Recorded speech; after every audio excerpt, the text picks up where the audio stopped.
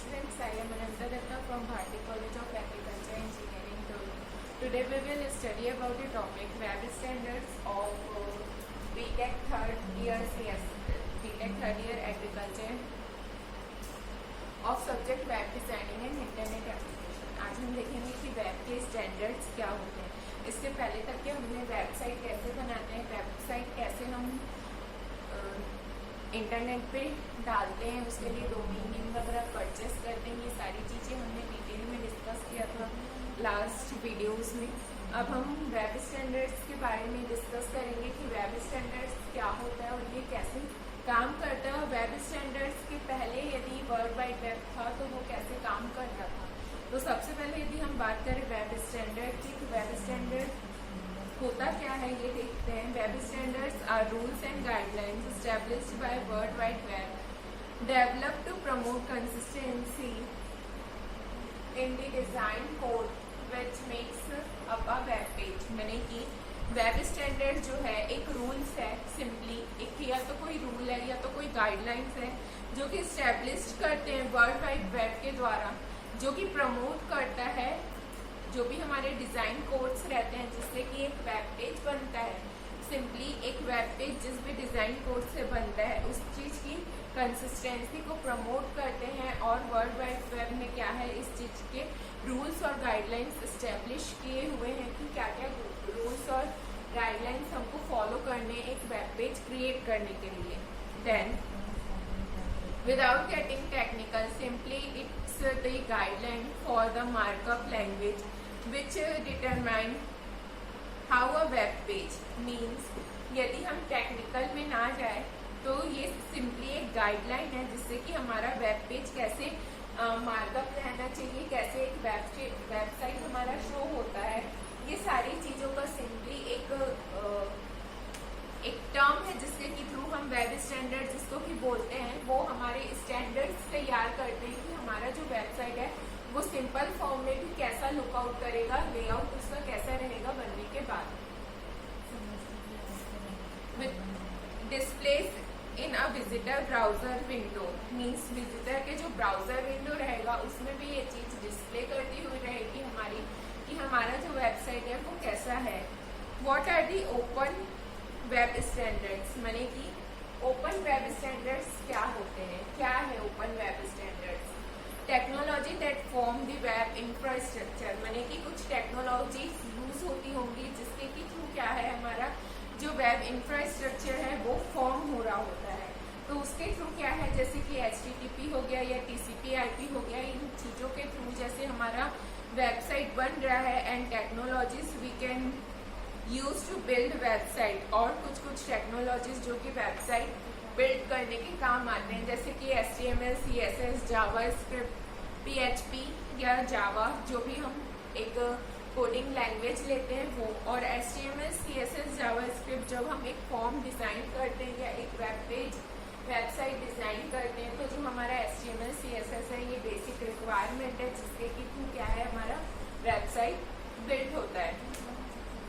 तो कुछ जो हमको टेक्नोलॉजीज और जो इंफ्रास्ट्रक्चर है ये सारी चीज़ों को हमको मैनेज करना पड़ता है। ये सारी चीज़ों को हमको वेब स्टैंडर्ड्स में, ओपन वेब स्टैंडर्ड्स में ये सारे के इंफ्रास्ट्रक्चर को फॉर्म को लेके चलना पड़ता है जिसके के थ्रू हमारा जब हम वेबसाइट बिल्ड करते हैं तो हमको जो टेक्नोलॉजीज यूज होती है हम उस चीज़ के ऊपर काम करते हैं, जैसे कि HTML, CSS, जावास्क्रिप्ट ये सारी चीज़ें।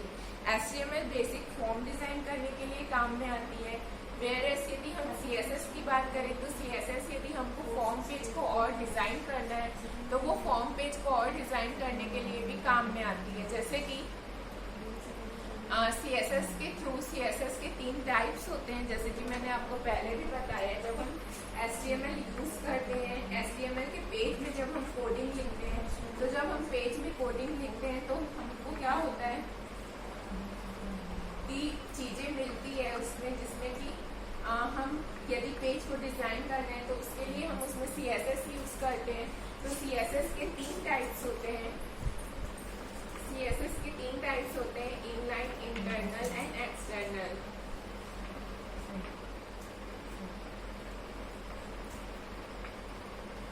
इनलाइन इंटरनल और एक्सटर्नल, तीन चीजें होती है CSS के अंदर, जिसके अंदर यदि हमको एक लाइन में डिफाइन करनी है तो हम इनलाइन का यूज करते हैं, यदि हमको एक पेज में डिफाइन करनी है तो हम इंटरनल का यूज करते हैं, और यदि हम एक अलग से फाइल बनाते हैं, मान लीजिए style.css, और इस पेज को हम किसी भी HTML पेज में कॉल करके रन कर सकते हैं। तो हमारा तीन टाइप्स होते हैं CSS के मेनली, जिसके के थ्रू क्या है हम पेज डिजाइन करते हैं, जिससे कि पेज हमारा अट्रैक्टिव दिखता है एंड सिंपल भी रहता है बट इंटरैक्टिव, अट्रैक्टिव, और उसमें सारी चीजें रहती है। मीन्स यदि हमको फॉन्ट या एक इमेज की विड्थ हाइट, ये सारी चीजें हमको डिफाइन करनी है, तो उसके लिए क्या होता है कि हमारा जो है style.css मीन्स हम CSS को यूज करते हैं, जिसके के थ्रू हम इनमें से किसी भी एक टाइप को यूज करके हम अपना पेज डिजाइन कर लेते हैं। देन नेक्स्ट टॉपिक की यदि हम बात करें, are all web technologies open. हमने अभी पढ़ा कि वेब स्टैंडर्ड्स ओपन होते हैं, तो क्या सारे वेब स्टैंडर्ड्स, सारे वेब टेक्नोलॉजीज ओपन रहते हैं? तो इस चीज के बारे में यदि हम डिस्कस करें, no, open web technologies are developed in cooperation between lots of different companies and created by the W3C and other standard bodies। means सारी जो भी वेब टेक्नोलॉजीज है वो ओपन नहीं रहती है, कुछ ही वेब टेक्नोलॉजीज ओपन रहती है जिसको कि डेवलप किया गया है लॉट ऑफ डिफरेंट कंपनीज के द्वारा, और W3C ने इसे इन्वेंट किया है, क्रिएट किया है, और जितने भी अदर स्टैंडर्ड्स की बॉडी है उसको भी उसने क्रिएट करके रखा हुआ है। देन नेक्स्ट टॉपिक की यदि हम बात करें तो नेक्स्ट पॉइंट में ये लिखा है, they are free to use by anybody and not controlled by any one of the company. माने कि जो वेब टेक्नोलॉजीज हमारी ओपन रिसोर्स में जो हमारी वेब टेक्नोलॉजीज है उसको कोई भी पर्सन जो है एनीबडी फ्री में यूज कर सकता है, और उसके ऊपर किसी भी एक कंपनी का कंट्रोल नहीं रहता है। Then technologies like Flash and Silverlight are developed by single companies, जैसे कि फ्लैश हो गई या सिल्वर लाइट हो गई, इस टाइप की जो हमारी टेक्नोलॉजीज है इनको एक किसी सिंगल कंपनी ने डेवलप किया हुआ है। तो वेब टेक्नोलॉजीज हमारी ओपन होती है, और जो ओपन रहती है, सारी टेक्नोलॉजीज हमारी ओपन नहीं रहती, बट जो टेक्नोलॉजीज ओपन रहती है उसे कोई भी यूजर फ्री में यूज कर सकता है, फ्री ऑफ कॉस्ट में, और उसके ऊपर किसी भी कंपनी का कोई भी कंट्रोल नहीं रहता है। Why it is good to have open standards, माने कि ओपन स्टैंडर्ड्स होना सही क्यों है, अच्छा क्यों है? तो यदि हम बात करें कि ओपन स्टैंडर्ड्स होना गुड क्यों है, तो फर्स्ट पॉइंट यदि हम इसमें देखें, because we want the web to be open, to be used by anybody, not only by those who have the rights, political influence or money, not by expensive software। माने कि यदि मान लीजिए हमको कुछ चीजें ओपन में फ्री में यदि हमको मिल रही है, तो हम इस चीज के जरिए ये देख सकते हैं कि हमको यदि कोई है जिसके पास एक्सपेंसिव सॉफ्टवेयर परचेस करने के लिए मनी नहीं है, पैसे नहीं है, तो वो क्या है, फ्री की स्टैंडर्ड्स जो उनको इंटरनेट के द्वारा प्रोवाइड हो रही है वो उन चीज़ों को यूज़ कर सकता है, और उन चीज़ों को यूज़ करके वो क्या है कि एक वेबसाइट या उसको जिससे भी रिलेटेड नॉलेज चाहिए वो उन चीज़ों को बना सकता है। Can you imagine if to develop a web page you have to buy an expensive ID.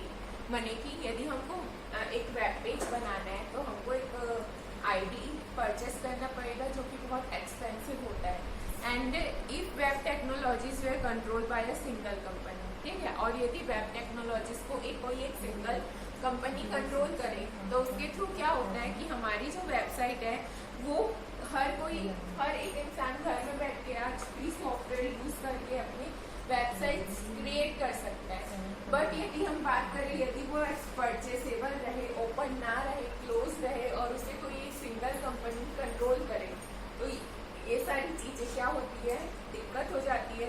इसलिए यदि हमको वेबसाइट बनानी है इजीली में, फ्री ऑफ कॉस्ट में, मीन्स कम पैसों में यदि हमको एक वेबसाइट बनानी है, तो उस चीज के लिए हमारा दिक्कत हो जाएगा यदि वो क्लोज सॉफ्टवेयर रहेगा और एक सिंगल कंपनी के द्वारा कंट्रोल में रहेगा। Standards are all around us, from traffic lights to common icons, on signs to clothing size to plug and screw. Standards are all around means traffic light से लेके जो भी कॉमन आइकॉन है जैसे कि प्लग्स हो गए, स्क्रू हो गए, क्लॉथिंग साइज हो गए, सारे स्टैंडर्ड्स हमारे अराउंड पे है. They can make our life easy because we know they are generally speaking things will just work. Means ये सारी जो हमारी चीजें हैं, ट्रैफिक लाइट्स हो गई या डेली बेसिस में जो भी हमारे पास चीज अवेलेबल है, इनके थ्रू क्या होती है हमारी लाइफ स्टाइल ईजी बन जाती है. मीन्स ये भी सारे स्टैंडर्ड्स हैं जिनसे हम घिरे हुए हैं जो हमारे अराउंड पे है, और इनके थ्रू क्या होती है हमारी जो चीजें हैं वो इजली कनेक्ट हो जाती है, इजली ये चीजें हमको मिल जाती है. Then the world wide web before standards, माने कि हमने देखा कि यदि हमारा जो वेब पेज है, जो हमारी वेब टेक्नोलॉजीज है, ये फ्री ऑफ कॉस्ट रहे, ओपन रहे, तो ये क्या है इजली अवेलेबल है. तो इजली अवेलेबल होने से इनका मतलब है कि हमको इजली ये चीजें मिल जाएंगी. और यदि हम बात करें कि वर्ल्ड वाइड वेब जो था बिफोर स्टैंडर्ड, मीन जब ये स्टैंडर्ड्स हमने नहीं लगाए थे कि एक वेब पेज में क्या गाइडलाइंस रहेगी, क्या रूल्स रहेगी, कैसे हम वेबसाइट बनाएंगे, यदि ये हमको नहीं पता रहता तो उसके पहले के जो स्टैंडर्ड्स थे, we can think of the world wide web as information ecosystem. People create content that is feed into the web. माने कि यदि हमारे पास कुछ गाइडलाइंस नहीं रहती तो वर्ल्ड वाइड वेब में क्या होता, वो एक इकोसिस्टम की तरह, दिस इज इकोसिस्टम की तरह वो काम करता, और जो भी पीपल इंफॉर्मेशन बनाते वो सिंपली इंटरनेट में डाल दिया जाता, फीड कर दिया जाता. वो सही है, गलत है, डालना चाहिए, नहीं डालना चाहिए, उसके कुछ भी स्टैंडर्ड्स और गाइडलाइंस नहीं थी. This content is then pass through a browser to allow people to access the information. Means इसके बाद क्या होता, जब हमने एक बार कंटेंट डाल दिया तो वो कंटेंट को हम पास कर देते और पीपल लोगों को हम अलाउ कर देते कि वो ब्राउजर के थ्रू जो इन्फॉर्मेशन है वो एक्सेस कर सके. भले वो इन्फॉर्मेशन सही हो या गलत हो, this is of no use, but हमको इन्फॉर्मेशन डालनी चाहिए थी. और इन्फॉर्मेशन जब हम डाल देते तो इन्फॉर्मेशन डालने के बाद जो चीजें थी, वो जो इन्फॉर्मेशन किसी भी गाइडलाइन या किसी भी स्टैंडर्ड को काम में नहीं रहती. वो इन्फॉर्मेशन जो वेब स्टैंडर्ड्स के पहले बनी हुई थी उसके थ्रू क्या होता था कि हम इजली इंफॉर्मेशन हमारे इंटरनेट में फीड हो जाती. और इंटरनेट पे फीड होके होता क्या कि इंफॉर्मेशन को हम एक्सेस करने के लिए दे देते हैं, बट वो इन्फॉर्मेशन राइट है या रॉन्ग है उन चीजों का भी हमको पता नहीं रहता. और वो इन्फॉर्मेशन किसी रूल्स और गाइडलाइंस को फॉलो कर रही है कि नहीं कर रही है, वो किसी कंसिस्टेंसी को मेंटेन कर रही है कि नहीं, ये चीजें भी हमको नहीं पता रहती. और जो हम डिजाइन कोड्स करते किसी भी वेब पेज को बनाने के लिए, वो भी हमारे पास नहीं रहता. तो बहुत सारी दिक्कतें थी जब वेब स्टैंडर्ड्स नहीं थे. बट अब आज की डेट में जब वेब स्टैंडर्ड्स है तो हम पर्टिकुलर रूल मेंटेन करते हैं, रूल गाइडलाइन फॉलो करते हैं. कुछ ओपन वेब स्टैंडर्ड्स हैं हमारे पास जिनके थ्रू क्या है हम अपने वेबसाइट को बना लेते हैं, हम वेबसाइट को बनाते हैं और हमारी जो वेबसाइट है वो इजली बन जाती है, जिसके के थ्रू क्या होती है वो पर्टिकुलर रूल्स और गाइडलाइंस को फॉलो करती है. तो पर्टिकुलर रूल्स और गाइडलाइंस, तो जो हमने वेब स्टैंडर्ड्स देखे, ओपन वेब स्टैंडर्ड के थ्रू आजकल के डेट पे क्या होता है कि ओपन वेब स्टैंडर्ड के थ्रू कोई भी यूजर घर बैठे इजली सॉफ्टवेयर को डाउनलोड कर लेता है, अपनी वेबसाइट क्रिएट कर लेता है. उनको कोई भी एक्सपेंसिव सॉफ्टवेयर खरीदने की जरूरत नहीं पड़ती है. वो सिंपली कोई भी आईडी जो बेस्ट हो, जो इस प्रोग्राम में वो रन कर रहा है उस प्रोग्राम से रिलेटेड वो आईडी डाउनलोड कर लेते हैं इंटरनेट से, और उन चीज़ों के थ्रू वो अपनी वेबसाइट इजीली बना लेते हैं. तो इससे क्या होता है, आपको कॉस्ट एक्सपेंसिव नहीं पड़ता है. मीन्स यदि आप सॉफ्टवेयर परचेस करें तो आपको उस चीज़ के लिए बहुत ज़्यादा एक्सपेंस होना पड़ता है, तो वो एक्सपेंसिव हमको नहीं होता. हम जो सॉफ्टवेयर इजीली डाउनलोड हो जाता है वेब स्टैंडर्ड के थ्रू, ओपन वेब स्टैंडर्ड के थ्रू, जिसके थ्रू क्या है कोई भी यूजर जिनको इन चीज़ों के बारे में नॉलेज हो वो घर बैठ के अपने सॉफ्टवेयर बना लेते हैं, घर बैठ के सारी चीज़ों को रन कर लेते हैं. तो इस उसके थ्रू हम इजीली सॉफ्टवेयर मेंटेन कर लेते हैं और बना लेते हैं। अब यदि हम देखें कि यदि हम वेब स्टैंडर्ड्स के पहले की बात करें, जब वेब स्टैंडर्ड्स नहीं आई हुई थी, तो जब वेब स्टैंडर्ड नहीं आई हुई थी तो क्या होता है कि हमारी जो चीज़ें थी, हम कोई इकोसिस्टम को फॉलो कर रहे थे। वो एक ऐसे इकोसिस्टम चल रहा था जिसमें यूजर को जो डेटा फीड करना है कर दे रहे थे, और जो डेटा फीड कर रहे थे उसको बाकी यूजर इजीली एक्सेस कर पा रहे थे। बट आज वेब स्टैंडर्ड की डेट पे प्रॉपर रूल्स और गाइडलाइंस बनी हुई है, जिसके के थ्रू हमारे जो वेब स्टैंडर्ड्स के रूल्स और गाइडलाइंस है, हमको उनको फॉलो करके चीज़ें बनानी पड़ती है। और यदि हम मेन कुछ गाइडलाइंस देखें कि वेब स्टैंडर्ड्स की क्या गाइडलाइन है, तो गाइडलाइंस फॉर वेब स्टैंडर्ड ये है कि जो हमारा लोगो है वो टॉप लेफ्ट में होना चाहिए, जो कॉन्टेक्ट है वो टॉप राइट में होना चाहिए, नेविगेशन जो है वो अक्रॉस द टॉप में होना चाहिए, होम पेजेस में जो है हमारी जो होम पेज बनती है उसमें स्लाइड शो होने चाहिए, and value positionable high up on the home page, माने कि जो वैल्यू के पोजीशंस है वो हाई होने चाहिए होम पेज में। Call to action is high on the home page. Call to action बोलने का मतलब यूजर जिस चीज को सर्च कर रहा है वो चीज इजली उनको फाइंड हो जाए, फाइंड आउट हो जाए, वो चीजें उनके पास इजली प्रोवाइड हो जाए। Search feature in the header, जो फीचर्स है वो हेडर पे रहने चाहिए। साइन अप बॉक्स जो है हमारा फूटर पे रहना चाहिए। Social media icons on the footer में हमारे सोशल मीडिया आइकॉन्स भी रहते हैं, और रिस्पॉन्सिव पेज का डिजाइन होना चाहिए। तो ये कुछ स्टैंडर्ड गाइडलाइंस है जिन्हें अब यदि हम वेबसाइट बनाते हैं आज की डेट में, तो ये गाइडलाइंस हमको फॉलो करने होते हैं। नेक्स्ट क्लास में हम देखेंगे कि हमारी ऑडियंस की रिक्वायरमेंट क्या है वेब डिजाइन से रिलेटेड, और उस चीज के बारे में डिस्कस करेंगे।